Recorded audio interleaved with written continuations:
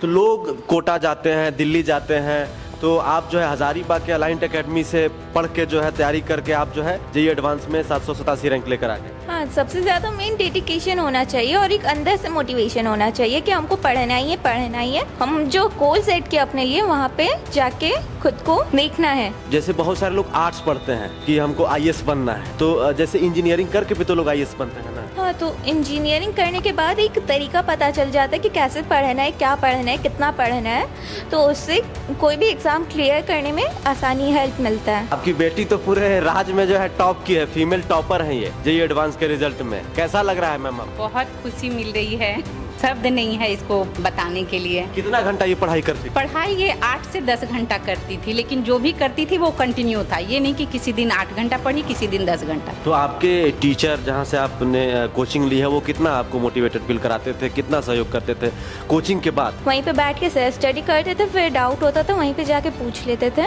अगर लोगों को सजेस्ट करना हो उस कोचिंग संस्थान को तो आप करेंगे? हम करेंगे। मेरा रिजल्ट हुआ और का भी रिजल्ट होगा। तो उस संस्थान से कितने लोगों का रिजल्ट हुआ? टोटल 7 का रिजल्ट हुआ है। 7 लोगों का हुआ है। हाँ। आपको कोई सम्मानित किया, कोई कोचिंग संस्थान, कोई सामाजिक कार्यकर्ता, कोई विधायक, कोई नेता? मेरी कोचिंग अलाइंट एकेडमी से हमको 21,000 का चेक एज अ प्राइज मिला है। जेईई एडवांस 2025 का रिजल्ट आते ही पूरे देश में हलचल मच गई है, लेकिन इस बार एक नाम ने सबको चौंका दिया है। झारखंड की बेटी साक्षी सगुण। एक साधारण परिवार से आने वाली साक्षी ने असाधारण काम कर दिखाया है। जेईई एडवांस में ऑल इंडिया 787वीं रैंक लाकर पूरे राज्य का सिर गर्व से ऊंचा कर दिया है। हमारे साथ साक्षी बैठी हुई है, उनकी मम्मी बैठी हुई है और ये फीमेल में झारखंड टॉपर है। तो हम लोग इनसे बातचीत करेंगे कि कैसे इतने कम उम्र में इतना बड़ा इन्होंने अचीवमेंट किया है। साक्षी, सबसे पहले आपको बहुत बहुत बधाई।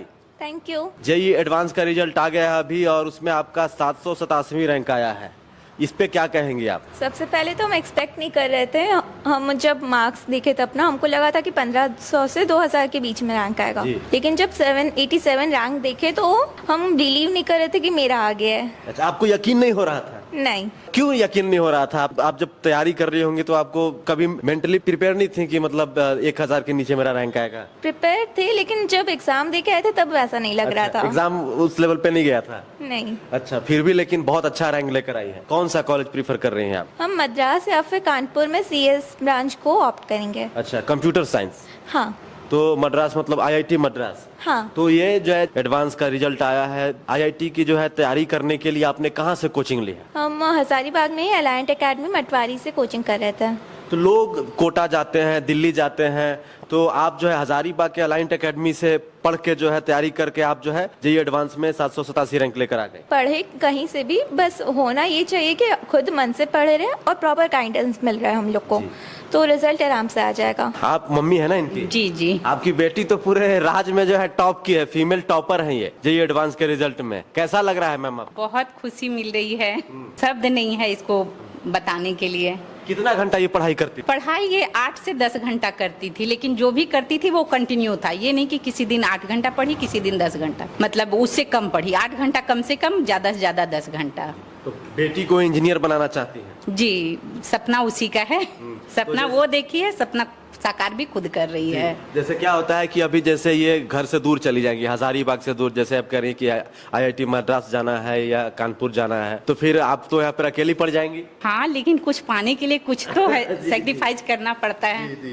अच्छा, ये बताइए कि आज के जमाने में लोग सोशल मीडिया से बड़ा जुड़े होते हैं, खास करके यूट्यूब, इंस्टाग्राम, फेसबुक वगैरह चलाते हैं, तो ये कितना यूज करती थी? अगर कुछ वैसा डॉट है उसके क्लियरेंस के लिए यूट्यूब यूज करती थी। इसके अलावा इंस्टाग्राम, फेसबुक ये सब नहीं यूज की है और इसमें रुचि भी नहीं है। अच्छा, इसमें बिल्कुल भी रुचि नहीं है। जैसे ये अभी IIT के लिए जाएंगी आपका मद्रास या कानपुर, तो वहाँ पे बहुत मुझे लगता है कि चैलेंजिंग होगा, क्योंकि ये 4 साल का कोर्स होगा ना साक्षी? हाँ। तो 4 साल में BTech कंप्लीट करेंगे, उसके बाद क्या सोचा है आपने फिर? उसके बाद फिर सॉफ्टवेयर इंजीनियरिंग में जॉब ले लेंगे और फिर कुछ साल जॉब करने के बाद रिसर्च फील्ड में हम अपना टाइम को यूटिलाइज करेंगे। आपका पसंदीदा सब्जेक्ट कौन सा है? अभी मेरा मैथ्स है। अच्छा, मैथ्स है। तो कितने मार्क्स आए हैं? मैथ्स में मेरा 71 था 120 में। अच्छा, 120 में 71 था। IIT की तैयारी करने के लिए सबसे ज्यादा क्या जरूरी होना चाहिए एक छात्रों में, जो आप सजेशन देना चाहेंगे लोगों को?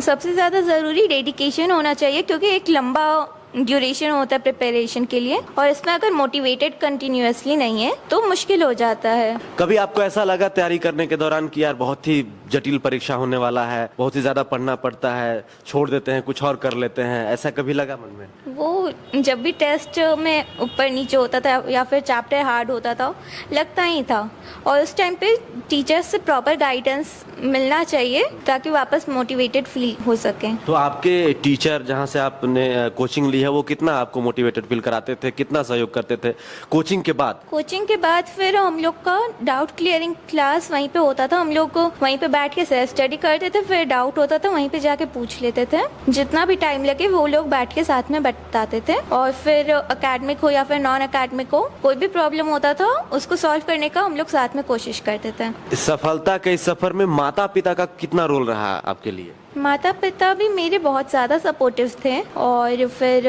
हमको जैसे भी पढ़ना रहता था, ना मम्मी टोके हमको कभी, ना पापा टोके, जब भी पढ़ना रहता था साथ में रहते थे कि अगर प्रॉब्लम हो तो हम लोग साथ में सॉल्व कर सकें। कई लड़कियां आज भी डरती हैं जेईई जैसे एग्जाम से कि क्या होगा, परीक्षा देनी चाहिए कि नहीं देनी चाहिए, उन्हें क्या मैसेज देना चाहेंगी आप? अगर करने का मन है तो उसमें डाउट होना ही नहीं चाहिए कि होगा कि नहीं होगा।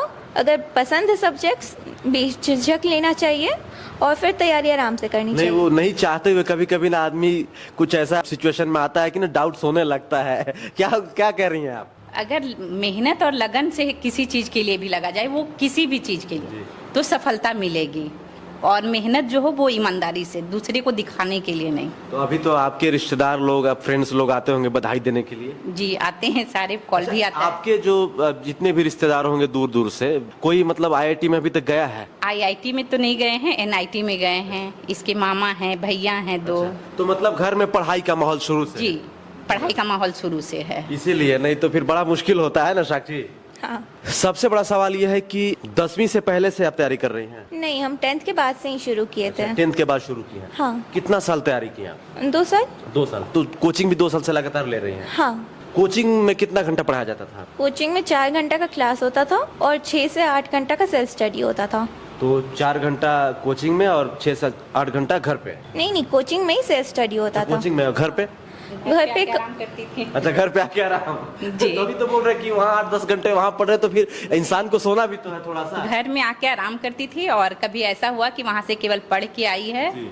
और सेल्फ स्टडी नहीं की है तो घर में पढ़ती थी, वो भी जब इसका मन हुआ। कभी वैसा होता है बच्चों को कि अब हम थक गए, आज हम नहीं पढ़ पा रहे हैं, तो वो समय उसको छोड़ देते थे कि अब जैसे पढ़ना है पढ़ो, कुछ रिलैक्स भी होना चाहिए। तो उसमें मस्ती खूब करती थी। छोटा भाई है, उसके साथ थोड़ा लड़ाई झगड़ा, खेल कूद, इंडोर गेम हम लोग खेल लेते थे, या फिर आउटडोर के लिए छत पे चले गए, वहीं पे कुछ खेल लिए। और उसके बाद फिर रिफ्रेश होने के बाद तो खुद मन करता है कि अब फिर से चालू करें। तो मतलब पढ़ाई के लिए मुझे लगता है कि थोड़ा खेल कूद भी जरूरी है। जी जी। नहीं तो फिर कोचिंग से आए, फिर घर पे पढ़ने लगे, फिर कोचिंग पे अगर सेल्फ स्टडी करके ये 8 घंटा आई है तो घर पे खाना खाई, खेली, आराम से फिर सो जाती थी। उससे ज्यादा ये कैपेसिटी नहीं है किसी में भी। हम लोग झारखंड से बिलोंग करते हैं, तो आज भी जो ग्रामीण इलाका है वहाँ पर जो ज्यादातर माएँ होती हैं अपने लड़की के बारे में ये सोचती हैं कि 10 पास कर ली या 12 पास कर ली, अब इसके शादी के बारे में सोचते हैं। तो लेकिन उन माओं को क्या मैसेज देना चाहेंगी आप, क्योंकि आपकी बेटी जो है पूरे झारखंड के साथ साथ पूरे देश में नाम रोशन की है? जो भी माँ है उनसे ये कहना चाहूंगी कि अगर बेटी में काबिलियत है तो उनको आगे बढ़ने का पूरा सहयोग दीजिए। वो काबिलियत आपको 10 तक तो पता चल ही जाएगा, और नहीं तो फिर पूछिए वो शादी करना चाहती है या आगे पढ़ना चाहती है। मतलब उसका भी तो कुछ चॉइस होना चाहिए। बहुत सारी लड़कियों को खुद भी मन रहता है कि नहीं हम अब शादी करके सेटल हो जाते हैं। वैसे लोगों के लिए जो शादी करके रहना चाहती है उनको कन्विंस करे कि नहीं अभी कुछ कर सकती हो करो, और जो करना चाहती है उसको तो करवाना ही चाहिए। ये ऑप्शन तो इन लोग को भी दिए हुए आप भी थे। दी थी? आपकी मम्मी ऑप्शन दी थी कि शादी कर लो?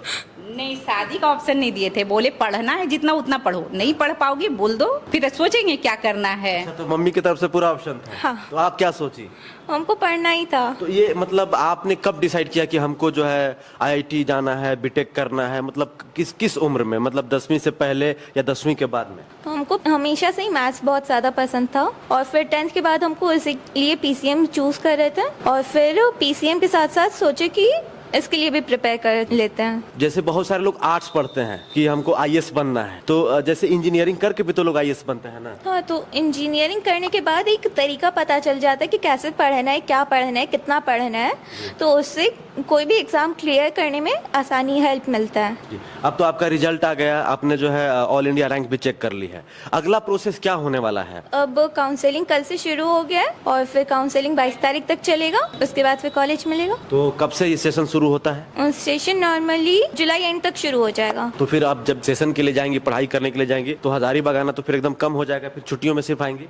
हाँ, और फिर घर का भी याद आएगा तब। घर का याद आएगा ना। किसका याद आएगा? मम्मी का, पापा का, भाई का? सबसे ज्यादा किसको याद करेंगे आप? हम सबसे ज्यादा अपनी दीदी को याद करेंगे। दीदी को? आपको याद नहीं करेंगे, देख लीजिए। दीदू के साथ ज्यादा क्लोज है। तो आप हजारीबाग के अलाइंट एकेडमी से जो है तैयारी की हैं और जेई एडवांस में आपका 787 रैंक लेकर आए हैं ऑल इंडिया। तो ये बताइए कि अगर लोगों को सजेस्ट करना हो उस कोचिंग संस्थान को, तो आप करेंगे? हम करेंगे। मेरा रिजल्ट हुआ और का भी रिजल्ट होगा। तो उस संस्थान से कितने लोगों का रिजल्ट हुआ? आपके जो मित्र होंगे, फ्रेंड्स होंगे, उनका भी हुआ है? टोटल 7 का रिजल्ट हुआ है। 7 लोगों का हुआ है? हाँ। तो सबसे अच्छा तो रैंक आप ही का आया है। हाँ। आप क्या एक्सपेक्ट की थी मैम कि मतलब कितना रैंक आएगा आपकी बेटी का? एग्जाम जब तक नहीं दी थी, हम तो अंडर 500 में थे, लेकिन एग्जाम दे के आई, बताई थोड़ा कुछ मिस्टेक हो गया है, तो जो ये बोल रही है इसलिए रैंक ऊपर हो गया। क्योंकि जनरल कैटेगरी में भी आती है। जी जी।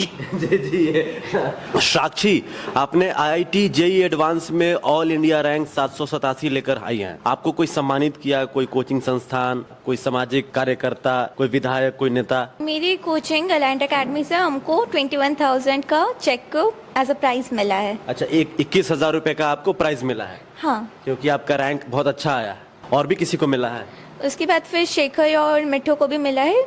शेखर को 11,000 का और मिठू को 5,100। उनका कितना रैंक आया है उन दोनों का? शेखर का 2,000 समथिंग है और मिठू का 5,000 समथिंग है। तो ये हमारे साथ साक्षी शगुन थी। अभी जेई एडवांस का रिजल्ट आया, उसमें 787वीं रैंक लेकर जो है फीमेल में टॉपर बनी है, झारखंड टॉपर बनी है। ये काबिले तारीफ है। देखिए, पढ़ने का जज्बा होना चाहिए। आप जो है डेडिकेशन के साथ पढ़ेंगे तो आईआईटी हो, नीट हो, कुछ भी जो है क्रैक किया जा सकता है। कोई बहुत बड़ी बात नहीं है। क्या बोलती हैं शगुन? हाँ, सबसे ज्यादा मेन डेडिकेशन होना चाहिए और एक अंदर से मोटिवेशन होना चाहिए कि हमको पढ़ना ही है, पढ़ना ही है। हम जो गोल सेट किया अपने लिए, वहाँ पे जाके खुद को देखना है 2 साल के एंड पे। अंतिम सवाल रहेगा मैम, ये मतलब जैसे माता पिता को पता चल जाता है कि मेरा बेटा या मेरी बेटी जो है पढ़ने में तेज है, इसको जो है हम इसको पढ़ाने के लिए किसी भी हद तक जा सकते हैं, तो इनके बारे में आपको ये आइडिया था?